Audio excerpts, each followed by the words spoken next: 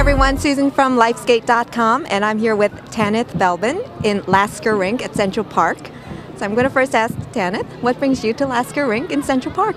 Well, it's a very big day for the Figure Skating in Harlem event. They're having a Soul on Ice party where all the girls of Figure Skating in Harlem can bring their family and friends, show them what they've been working on, and also invite them onto the ice with them. So I've been supporting Figure Skating in Harlem for a few years now. This is the first chance that I've had to come and see the girls in a more calm setting and just get to know them one-on-one. So it's a fantastic charity, and I'm happy to support it.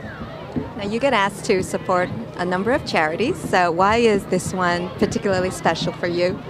I just think that the lessons that skating teaches us as skaters, and particularly coming from another young girl who grew up with skating, are really valuable. The discipline that skating has taught me, the camaraderie that it brought to me, and the social group that it gave me growing up was really what shaped me into the person that I am. So I completely understand the values and what these girls can take away from it. And I also just really appreciate the foundation of the program, the fact that it's based on achieving academic standards in order to stay in the program. I just really like everything that it stands for, and it's a lot of fun. These girls have a big personality, and they remind me what it was like when I was young and skating and how much fun it is. And it's really important for us competitive athletes who do this day in, day out and train, and it gets a little tough at times to really enjoy skating for its purest reasons, and these girls really remind me what it's like. Turning to competitive skating, how is Ben? Can you give us a status update on how Ben is doing? Because you guys were sorely missed in Cleveland as well as at Four Continents.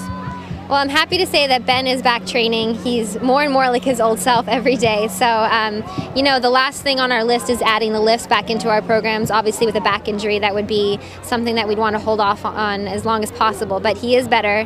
He's regaining his strength and stability and control. And this was a big blow to us. I can't imagine what he's going through. It's been extremely difficult for him to get back on the ice so quickly. But any question that we had as to whether or not we would be ready for Worlds has been eliminated. We're definitely ready. Speaking of Worlds, so what's your mindset going into Worlds, which is coming up in March? Well, with our new coaches, Natalia Linenchuk and Gennady Karponosov, they've really worked on our self-confidence this year and believing that we do have what it takes underneath it all to become world champions someday. And they believe in us, and it's given us a really renewed confidence in ourselves. So I really think that we have what it takes this year technically if we can just bring up the level of a performance. I really think that Los Angeles will give us the perfect setting to give a great skate and really feel good about what we're doing, maybe for the first time in a few years. And we saw you in Cleveland, being interviewed and in the stands enjoying the competition. What are your general thoughts about Cleveland? Well, I'm certainly sad that we weren't there. Our very first national championships were also in Cleveland, so we wanted to sort of make it a poetic cycle that our 10th national championships would be back in Cleveland. Unfortunately, you know, these things happen, and we were sad not to be there, but it was a great atmosphere at the event nonetheless. And it was interesting to have a perspective on the competition without being in it, and just to see how people react and sort of mingle in the audience for once instead of being backstage.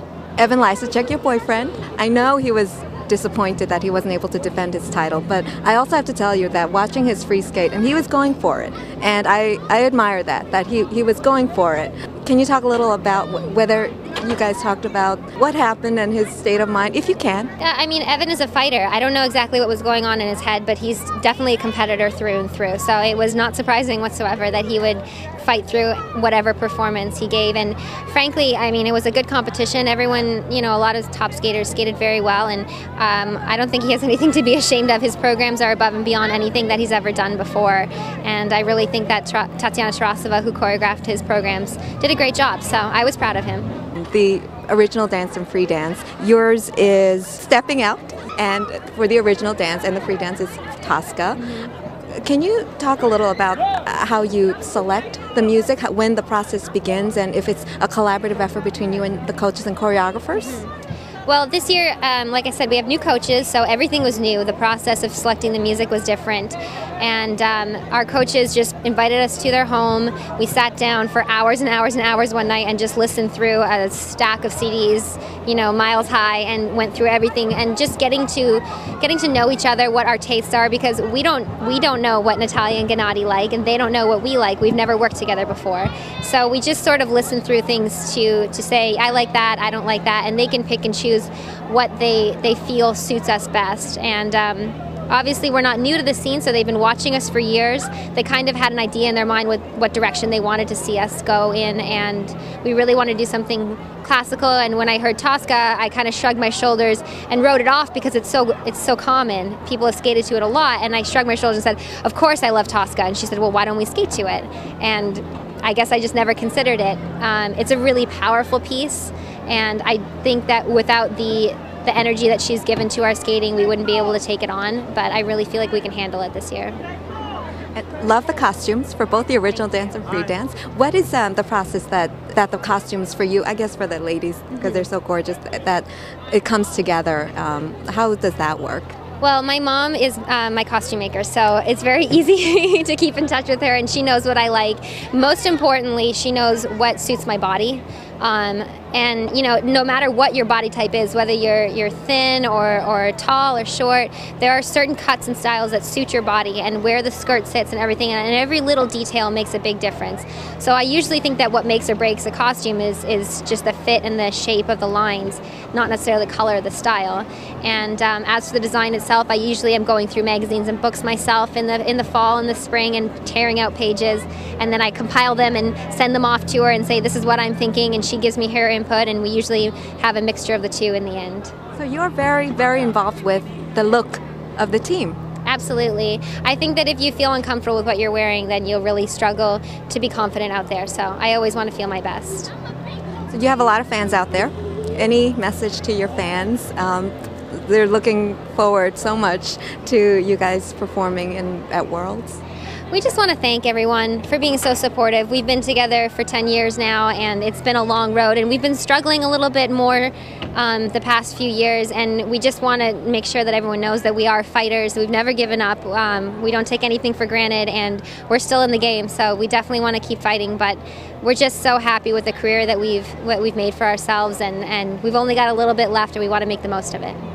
What are your thoughts about the current state of skating, that it's maybe it's plateauing, maybe American skating is not as popular as it is in some other countries?